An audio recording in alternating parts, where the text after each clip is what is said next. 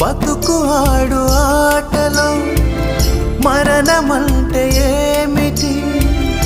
ఆటలోని అలుపు వంటి చిన్న మలుపులే జీవితాన్ని అందక జీవమెళ్ళిపోదులే, ఆరిపోని అణిగిపోని చిరంజీవిలే. తల నిండుగా శీసులే, ఇక నిండునా యోషులే.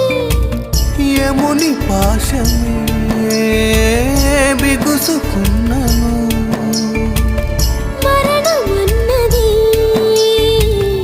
మరల జననమే.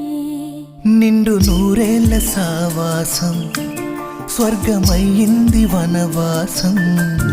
దండగుచ్చాను నా ప్రాణం వెండి వెన్నెల కళ్ళ